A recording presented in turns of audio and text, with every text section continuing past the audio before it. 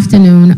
Dealing with personnel, could you share with me what percentage or the amount of individuals that are dedicated to individuals that have mental illness that need assistance while they are in prison?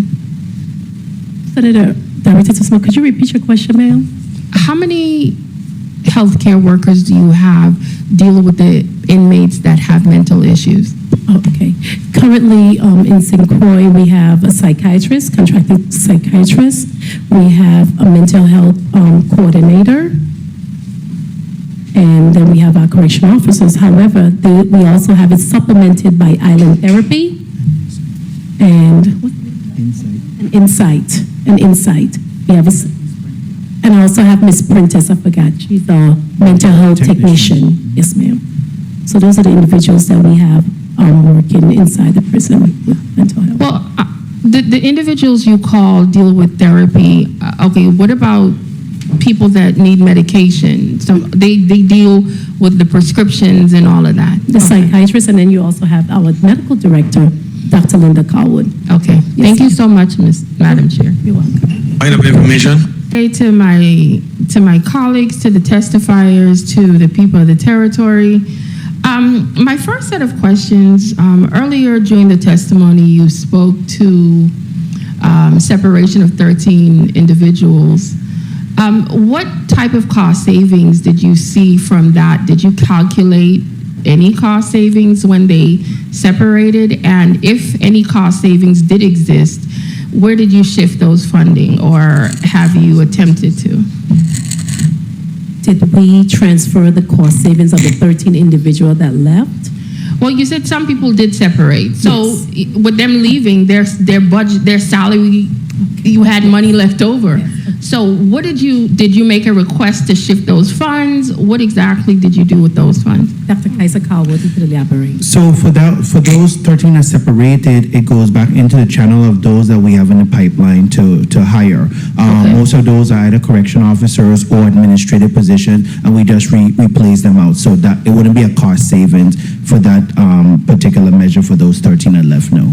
Okay, so when we do the budget, we usually set aside monies for individuals. Yes. And specific X amount of dollars per position. Yes. So those positions are already technically funded when the budget is passed. So if you have people leaving, that opens up cash. So you're saying it goes back into the pool? That's what I'm trying to understand. We hire, so you have several things that happen. We hire, okay, you have annual leave you have to pay out. Okay. So it's a host of things that happen. So even though it may look like a cost saving on paper, when you process those annual leave and we hire new people, it balances out in the end. So the annual leave does take up some of the monies when they leave. Okay. Yes. About how many people do you have that have been diagnosed with mental illness that currently is in the prison right now? Well, the last hour check, it was about 40% of our population. 40% of our population has been diagnosed with some type of mental illness, deficiencies. So the population, yes, unfortunately, ma'am, the prison has become the mental health institution. Yes. And again, it's not unusual. I mean, because in the U.S. is the same way, unfortunately. But here we feel it because we're a smaller population. Well, I think the reason why I'm asking is because I'm also concerned in regards to the type of mental health services they receive. Because if you do have individuals that are diagnosed while they're in prison, and once this diagnosis happens, what do you guys do trigger to make sure they get their medication? How does this process work? Yes. I will let Dr. Carwood, she could expand upon that. Dr. Linda Carwood, Medical Director. All the inmates that enter the facility go through a mental health intake process, and the services are delivered by the psychiatrists who confirm or makes the new diagnosis and prescribe the medications. The nurses, RNs, LPNs, they administer the medications. And then we have a lot of counseling that is done by the mental health coordinators, and they attend groups with our group intern.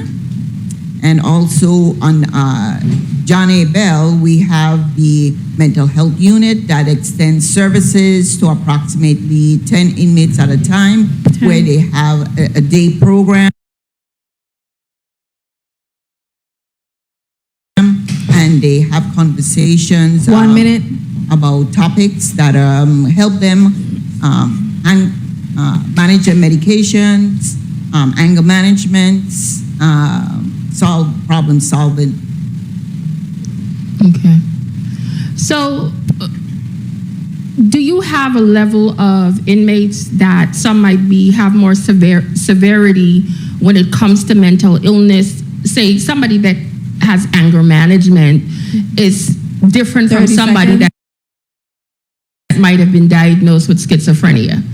How do you deal with that level, and does it add an additional cost burden to the facility? Because I guess for me, because I'm personally dealing with a relative that is dealing with this right now, so I'm vigilantly watching how this system works, because by me watching it, I could help the entire community, where we could see changes need to be made to improve, not only to help you guys, but to help the inmates as well. So tell me a little bit from that aspect. As far as inmates who are more severely mentally ill, if it cannot be managed in-house at the facilities, we transfer them to the hospitals. At that time, they're admitted, they're stabilized by psychiatrists. After that point, they return to the facility and we continue the treatment there. Another avenue is through court orders. Sometimes they're court ordered to be forced medicated. Sometimes they're court ordered to be admitted to the hospital or transferred to off-island facilities. So overall, I feel the programs that we have for the mentally ill are meeting their needs. Unfortunately, we have become a facility for the mentally ill, and we need to really find another way to address the problem in the territory. And I'm recognizing, Mr. Chair, could I just wrap up? I'm recognizing, and the reason why I zoned in on that is because I'm recognizing that additional financial burden that is being placed on the Corrections Bureau. Because even with me having to deal with my own relative, when I'm speaking to individuals that are saying, this individual doesn't even belong here, but we had no place else to put them, we have a major problem in this community. When I'm speaking to FBI agents and saying, we're sorry we even had to do this, but there was no mental facility to take them to, when they're telling me point blank, we know this person doesn't even belong in jail. And we as a community, I think, have to do a better job in really honing in on focusing on that mental aspect, because there's a lot of people that are in prison right now, and it's because of their mental state. And when I'm getting calls and being told that, say my relative has already been deemed incompetent to even stand trial for anything, but they're just still being held because we don't have no place to put them. And that comes back to us. I know we, in the Epstein funds, we were allotted monies for medical facilities. And I know I myself did submit, and I was told we were preempted, and one of my colleagues has that piece of legislation. I don't know when they're going to be bringing it, but even if we get to the point that we bifurcate the medical part of it, so we could get that ball rolling, because it's affecting a lot of people. And when you're hearing this director say that 40% of the inmates have mental issues, can you imagine the type of help they can get and be able to go back into the community if they were getting the type of help they needed?